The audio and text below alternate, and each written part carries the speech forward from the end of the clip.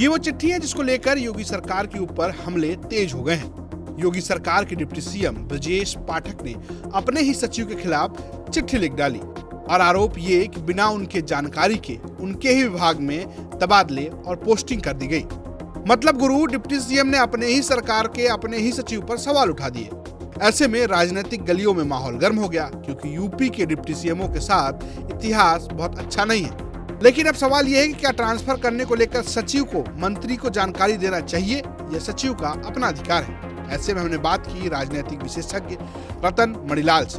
नियम तो यह है कि शासन जब ये तय कर लेता है कि कोई तबादला नीति इस प्रकार की है कि कितने साल के बाद होगा, कितने साल के बाद नहीं होगा, कितने समय के बाद जिला बदला जा सकता है, वगैरह वगैरह।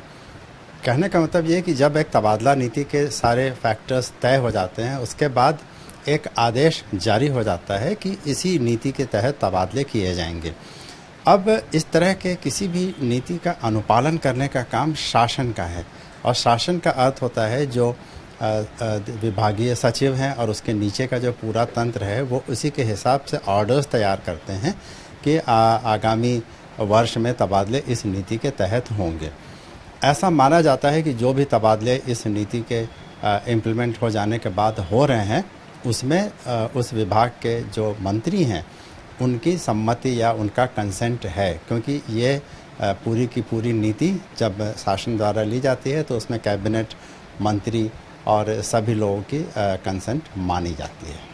इसमें सर जिस तरीके से स्वास्थ्य सचिव का कहना है कि नियम के अनुसार तबादले किए हैं, लेकिन मंत्री जिस तरीके के सवाल उठा रहे हैं, कई ऐसे ट्रांसफर्स हुए हैं जो काफ़ी चौंकाने वाले भी हैं, तो इसको आप किस तरीके से देखते हैं और इसका पॉलिटिकल इम्प्लीकेशन क्या दिखाई देता है? मुझे ऐसा लगता है कि ये संभव नहीं है कि हर व्यक्ति का तबादला किसी भी विभाग में वो मंत्री के नॉलेज में हो, क्योंकि अब स्वास्थ्य विभाग में चाहे वो डॉक्टर्स हों, चाहे वो चिकित्सा अधिकारी हों, चाहे वो प्रशासनिक लोग हों, उन सबकी सूची इतनी बड़ी होगी, हज़ारों की संख्या में लोग उसमें होंगे, तो उसमें से हर एक तबादले के ऊपर मंत्री का एक कंसेंट है या मंत्री के नॉलेज में है, ऐसा तो बड़ा मुश्किल लगता है।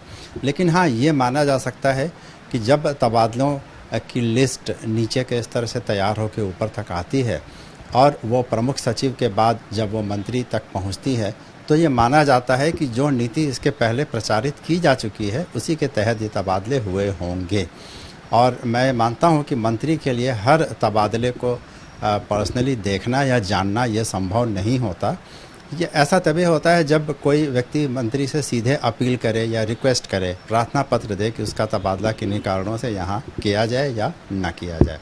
तो ऐसे में ये मान के चला जाता है कि अगर इस विभाग के प्रमुख सचिव के आदेश के अंडर अगर तबादले हुए हैं तो वो तबादलों की सूची तो भले ही नीचे के कर्मचारियों ने तैयार की होगी, लेकिन चूंकि मंत्री की तरफ से एक कंसेंट दिया जा चुका है कि हाँ, जो भी तबादले होंगे वो नीति के तहत होंगे, तो मंत्री की इसमें एक इन प्रिंसिपल तो जिम्मेदारी बनती है। लेकिन जो तबादला करने की सूची तैयार हुई है उसमें मंत्री का डायरेक्ट हाथ होना थोड़ा मुश्किल मुझे नज़र आता है। तो ऐसा हो सकता है कि जो सूची नीचे के स्तर से तैयार हुई हो उसमें जो गड़बड़ियाँ हुई हों उसके बारे में प्रमुख सचिव या मंत्री दोनों को ही शायद ना कुछ मालूम हो। एक और जानकार का कहना है कि ऐसा नहीं है कि सारे तबादले की जानकारी मंत्री जी को दी जाए। वहीं सवाल ये भी उठ रहा है कि आखिर ये चिट्ठी लीक किसने की? क्या योगी सरकार में सब कुछ ठीक नहीं चल रहा? इस पूरे घटनाक्रम पर विपक्ष को मौका मिल गया और उसने सरकार की क्लास लगा डाली। उत्तर प्रदेश इस बात को मानता है कि उत्तर प्रदेश के लोगों को उम्मीद थी सरकार जिस तरह से 100 दिन का स्वांग रच रही है, कुछ अच्छा देगी, कुछ उत्तर प्रदेश के 100 दिन के इस मंथन में अमृत मिलेगा। लेकिन सरकार के 100 दिन के कार्यकाल में ट्रांसफर घोटाले का विष मिला है उत्तर प्रदेश की जनता को, और इसके तथ्य भी हैं, प्रमाण भी हैं, मंत्री के पत्र हैं और कई सारे विभागों के तथ्य और प्रमाण हैं। तो मुझे लगता है इसकी जांच होनी चाहिए। मैंने पत्र भी लिखा है मुख्यमंत्री को कि अगर मुख्यमंत्री सचमुच में निष्पक्ष है, वो उत्तर प्रदेश की जनता के बीच में अपनी छवि को बचाना चाहते हैं, तो इस पूरे प्रकरण की, खाली स्वास्थ्य विभाग में घोटाला नहीं हुआ है, स्वास्थ्य विभाग का घोटाले का खुलासा हो गया है और 10 से 12 विभागों में ट्रांसफर घोटाला हुआ है, उसकी एसआईटी जांच करा ली जाए। एसआईटी जांच करा के सरकार श्वेत पत्र जारी कर दे, दूध का दूध, पानी का पानी हो जाएगा। वहीं सपा इस मुद्दे पर बीजेपी के मजे लेने से नहीं चूक रही है।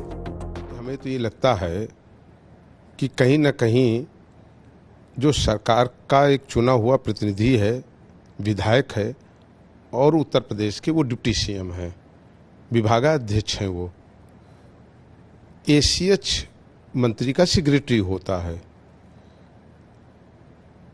इससे यह स्पष्ट है कि सेक्रेटरी ने मंत्री को कहीं न कहीं विश्वास में नहीं लिया।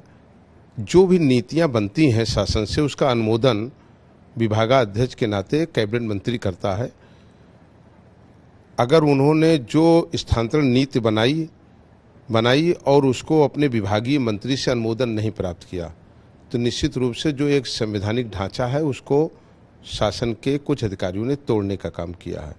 अब ये निश्चित रूप से बड़ी आश्चर्य की बात है कि जब भारतीय जनता पार्टी के एक वरिष्ठ नेता और जो उत्तर प्रदेश के उप मुख्यमंत्री हों, वो ये आरोप लगाएं कि स्थानांतरण नीति के बारे में हमें कोई जानकारी नहीं है, तो मैं समझता हूँ कि अपने आप में एक बड़ा आश्चर्यजनक स्थिति। हम लोग भी कई बार कैबिनेट मंत्री रहे और परंपराएं और व्यवस्थाएं यही रही हैं कि बिना विभागाध्यक्ष, बिना अपने विभागीय कैबिनेट मंत्री से अनुमोदन लिए हुए, बिना उनके संज्ञान में लाए हुए ऐसे कार्य नहीं होते थे। निश्चित रूप से ये अपने आप में एक खुलासा है कि उत्तर प्रदेश के अधिकारी वो किस तरीके से तानाशाही रवैया अपना करके काम कर रहे हैं और लोकतंत्र पर, ये संवैधानिक ढांचे पर, संवैधानिक व्यवस्थाओं पर वो विश्वास नहीं कर रहे हैं। अब बड़ा सवाल यह है कि क्या अधिकारी मंत्री की बात नहीं मान रहे या पर्दे के पीछे कुछ और ही खेल चल रहा है। लखनऊ से अभिषेक मिश्रा की रिपोर्ट, यूपी तक।